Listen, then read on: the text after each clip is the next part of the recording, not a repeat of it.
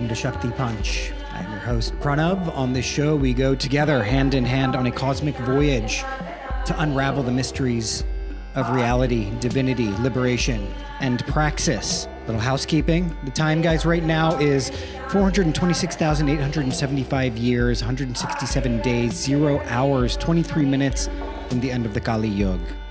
Okay? Time is moving slowly, actually. You have a lot of time to burn some karmas here. That's plenty of time, guys. But don't be a procrastinator. Don't wait for 2 years left in the Kali Yuga to be like, all right, time to be a Sattvic athlete now, okay? Time to do a bunch of yoga and start meditating my ass off. I'm gonna go up to a mountain and become an anthill or something. No, just start doing that now. Get ahead of the curve. Be a little Lisa Simpson about this. Okay, be Sattvic now, burn the karmas now. Burn the karmas now. Okay, maybe your next life you'll come back as, I don't know, a comfort dog in Park Slope, Brooklyn. Okay, if you're lucky. Something good, you know? Moving up the ladder. You're moving up the ladder. That's like 2 steps away from moksha. Okay, it's like 2 steps away from moksha. You get there. I believe in you. Guys, we're here. We're unpacking it all through a Dharmic Indic lens. I'm so happy you guys could be here. Adi, how are you doing? I'm all right, man. I'm excited to hear what you have to say today. I'm excited too. I don't even know. TBH. I'm not prepared. Let's see. We're just going to wing it today. We're just going to wing it. Guys, don't forget, follow us on Instagram at Shakti Punch. Follow me at Pranahaha. Follow Adi at Adi Parige.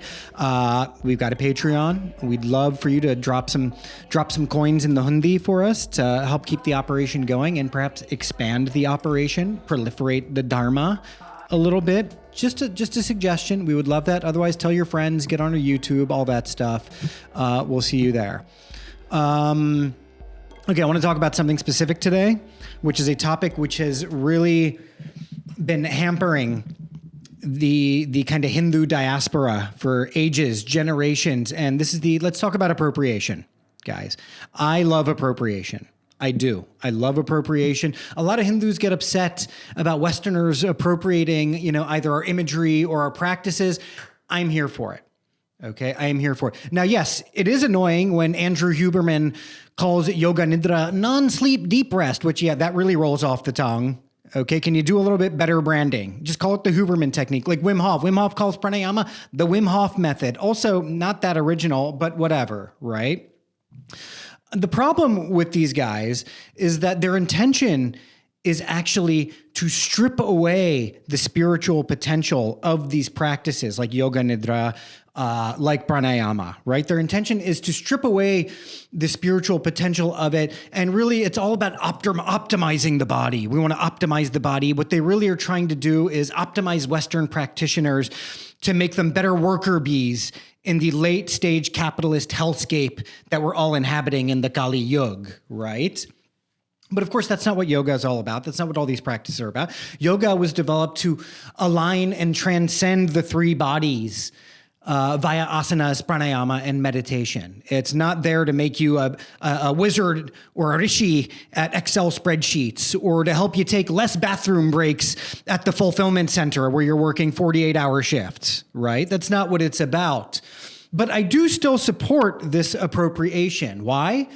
Because listen, if it breathes like a Hindu, if it non-sleep deep rests like a Hindu, it's a Hindu to me, and I support that. Okay, because remember, we never called ourselves Hindus.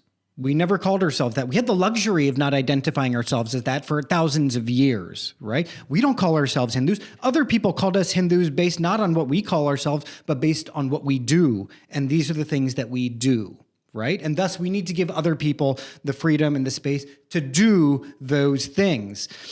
Non-Indians aligning their gross bodies with their subtle bodies is a good thing, okay? Look, it means that they're more likely to be burning karmas than they are crosses. That is a net win, guys. That is a net win. It changes you. It transforms you. And to me, people are using these practices to heal their bodies, to heal their traumas, things like that, all things that are leading to liberation. They're leading to a state of moksha, whether they realize it or not. And also, I think one of the downstream effects of this is that people will ultimately start to generate some awareness about where these practices come from and maybe dive a little bit deeper into them, into the ism, learn some more techniques, learn a little bit more about the philosophy of where this all comes from. And then they're speed running. They're speed running towards moksha. They're speed running through the Kali Yuga. To me, that's a good thing. Again, burning karmas, not crosses. That's what we want, okay? That's what we want. We need more white people doing non-sleep deep rest or the Wim Hof method. That is a good thing, ultimately. Also, here's the other side of this coin. Hindus who like to get really upset about these things, sorry, especially in the West, we need to take some responsibility of our own, right? Western Indians only started paying attention to these things once white people started doing it. And what's the vibe? The vibe is like, hey, stop doing the thing that I abandoned because it actually wasn't Western enough. And then you just default to a kind of shallow gatekeeping of identity politics. That's really all it's about. Are you about that life? Are you a lifelong yoga practitioner? Are you a lifelong pranayam breather? Are you a lifelong meditator? Probably not. Instead, you're trying to do this to score points in the idpol-infested political landscape in which we live in this country.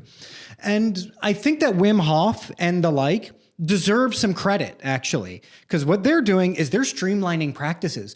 The Wim Hof method, it's literally one breathing technique taken from Tibetan pranayama. It's one technique that he does, and he has streamlined it. He's kept it simple, and in the process, he's helped millions of people. To me, that's the most Hindu shit ever, right? Hindus have never shied away. The whole process of being a Hindu is a constant spiritual evolution. It's an evolution of practice, of technique, of propagating new techniques to help us achieve liberation.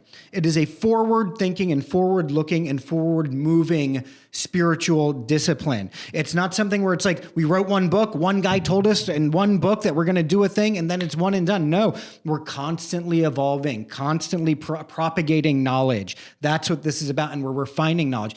That's what these guys are doing. And I say hats off to them. Names are just names.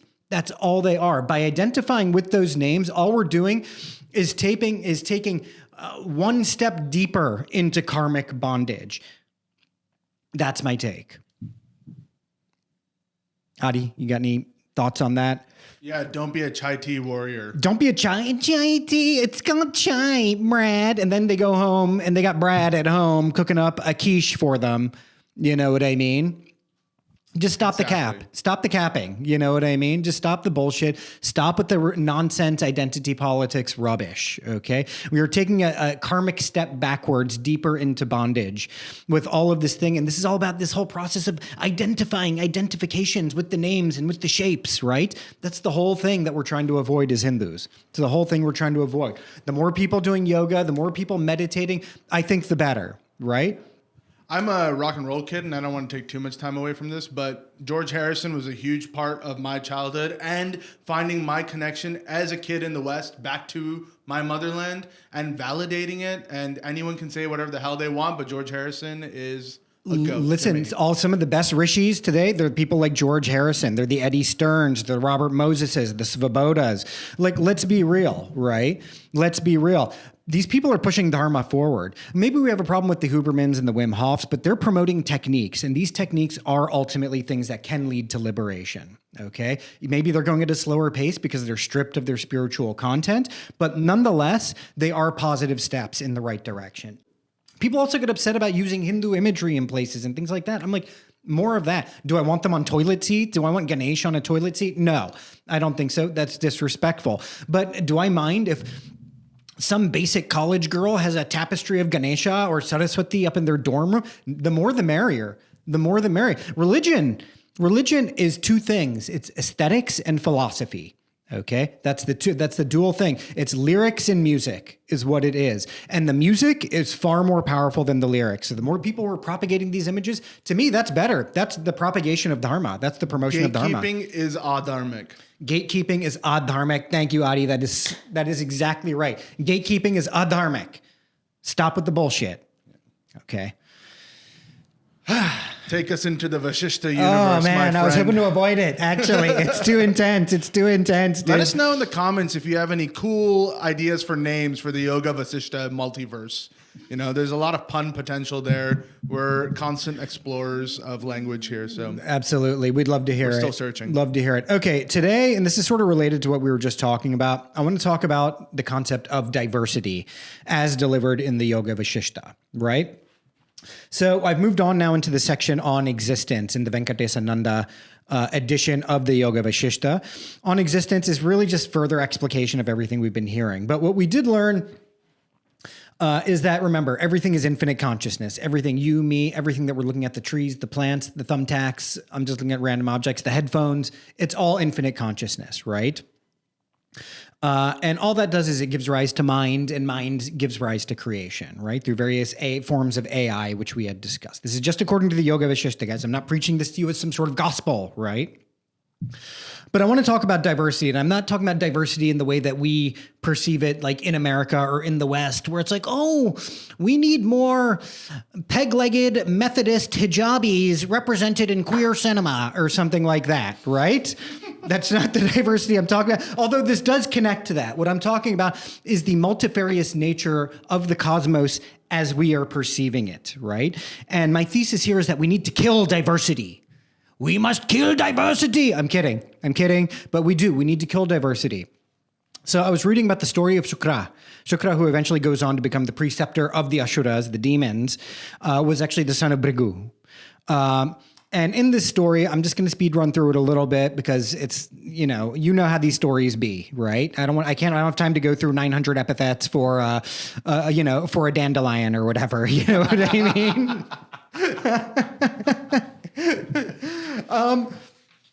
And look, in this story, Bhrigu ends up talking to Lord Yama. Yama, who is, by the way, the god of death, but also time. Very important. I think that's a really important kind of synonym that's sort of happening there, right? This totally leads us back into our ideas of reincarnation, which is, like we spoke on previous episodes, also related to the idea of yugas, which is a link to time. Which is the reincarnation of time, actually. So shout out Yama.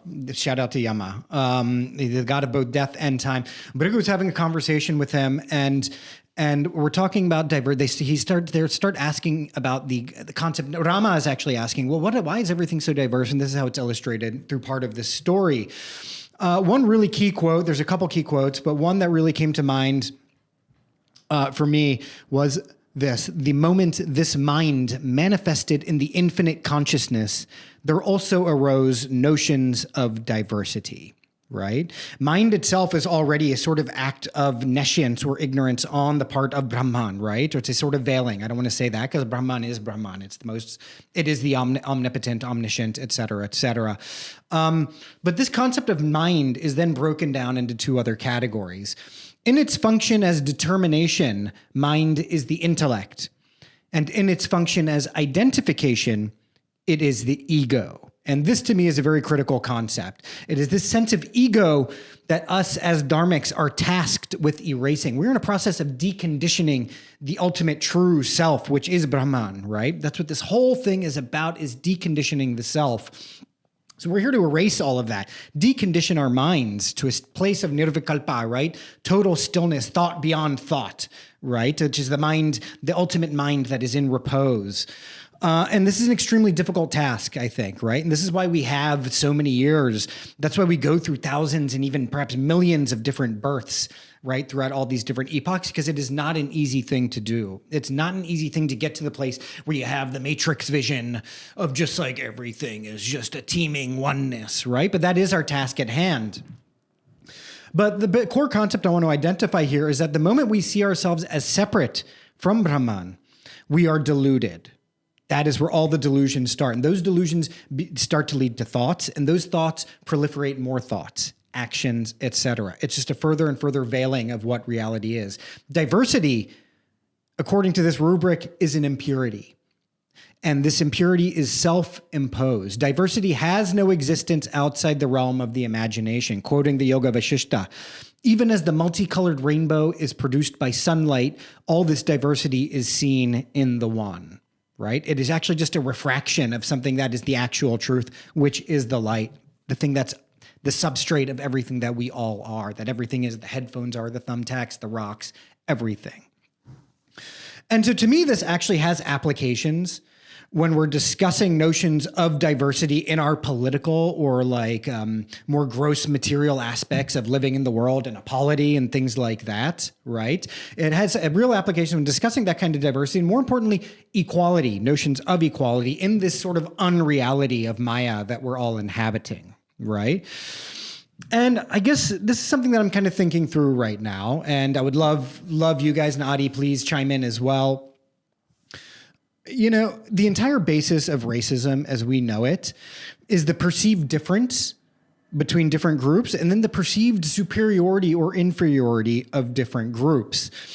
You know, I'm smarter, I'm taller, I'm stronger, I'm better looking, et cetera, right? But the reason why there is no real basis for racism, for this kind of discrimination in reality, is that the same force which leads one to being smart is the exact same premise to one being dumb. The substrate behind both of those things is the same, right? Your intelligence is actually just an accident. You did nothing to earn the fact that you might have a higher IQ than the person next to you. It's a pure accident of Brahman in a sense, right? Now, these things are very karmically determined and things like that, but you as an individual jiva living this life right now should take no real pride in being smart any more than somebody who is maybe less smart. The guy who gets a 1,000 on his SATs should not be feeling any worse about it than somebody who scored a 1,400 or a 1,600 on the SATs. This is something for the Indians who are SAT obsessed people, right? I got a 1,400 by the way. Anyway, see, I was a 2,400 generation. All right? 2,400, but it came back. It came back. Okay. Special We're back in that other yuga now. We're back. Yeah, I was in the 2,400 yuga. Exactly. But I'm all jokes aside. You know, you did nothing to merit any of this, right? Your impurity is of the exact same quality. That's the thing that I want us to understand. So if you're dumb, that's okay. If you're smart, that's okay. Because when you start reducing people down to their component parts, the more and more and more it becomes the same, right? The more and more and more it becomes the same, right? From the mental capabilities or whatever, because that's really a function of your brain, which is the gross body, right? And again, our access to moksha is not based on how intelligent we are. Absolutely not. It is not based on that at all. In fact, if anything, one could argue that the smarter somebody is, the further away they actually are from moksha, right? Especially in the 21st century, in the information age. 100%. How many of us, and anyone who knows me personally knows I'm an information nut, but that doesn't mean anything anymore. No, it doesn't. Everyone has the same access to information, right? Absolutely. And just because you know a lot about something doesn't mean you have the best take on it. Right. Doesn't mean you actually have a take on it. Yes. You could just be in regurgitation mode. Right. I mean, there is no superiority or inferiority. However, if you want to be ahead in the moksha game, that's about your karmas, right? Correct. And that's knowledge that everybody has access to, right? Tyaga, right? The detachment from our karmas. You know what I mean? And so that's the only intelligence that is required to liberate you. Okay. On the continuum of intelligence, who's more intelligent is less intelligent. It actually doesn't matter. In fact, the more intelligent you are, the more neurotic you tend to be, right? The more perceived discrimination you have, but to see diversity, to actually see diversity and to see difference, that is the ultimate lack of discrimination. Okay. Your intelligence is only making you half smart in a way. Right? Because you're actually lacking the wisdom to see what is actually worth discerning among different people, different categories of life as well, right? And so for me, that's kind of the thesis I want to go with here, right? Is that who we are and the diversity that we're perceiving is not actually real. It's actually a lack of discrimination that allows us to see that. And that's not just applying to other people. That's also within ourselves. Those are the limitations that we're putting on ourselves. There's a great quote in the Yoga Vasistha on this section where Vasistha says, maybe it was Yama actually, where that even the gods who are thought to think, oh, I'm only a demigod. I'm not Brahma, Vishnu, or Rudra, right? Or I'm not actually the supreme consciousness. They're delimiting themselves because they're not actually seeing the truth, which is that they actually are the supreme consciousness, right?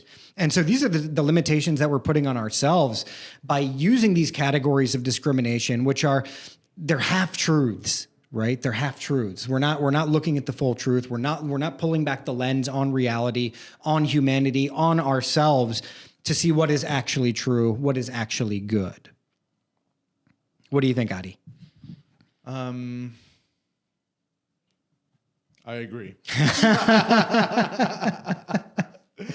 Well, I mean, like from maybe a little bit more of like a historical perspective, race is just completely a concept and a construct, right? Like all of these things, diversity, the way we define things, it's all a construct. So this is, again, very validating to that idea that these are human constructs. They're not actually they're construction truths. And they're accidental. That's the thing that people should understand. You should never feel pride in being white or being Indian or being this or being that, right? It's a pure accident. It is a pure accident. There's nothing to feel proud about there.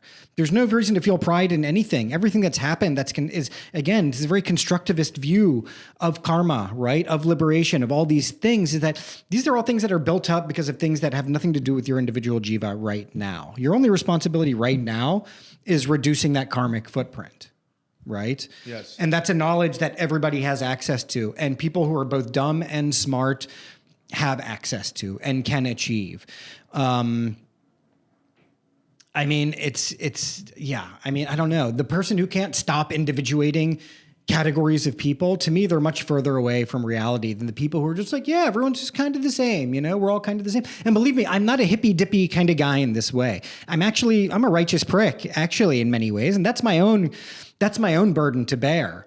Right, that's my own burden to bear. That I can be a bit of a bit too discriminatory at times, and a bit too angry at times, and more easy to leap at difference. You know what I mean? But that's a function of me having an overactive rajasic mental temperament, though. Right, and I think the truly sattvic people are the ones who are just like, I don't even have time for that shit.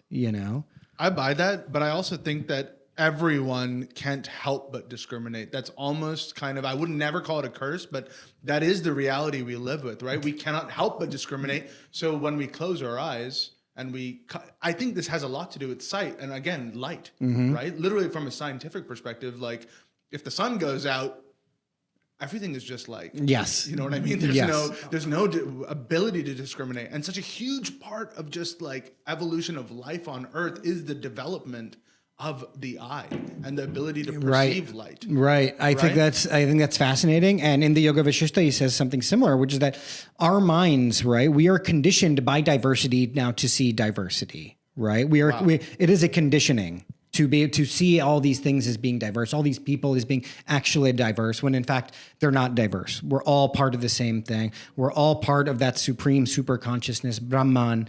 And I think that's something that's really important for everyone to remember.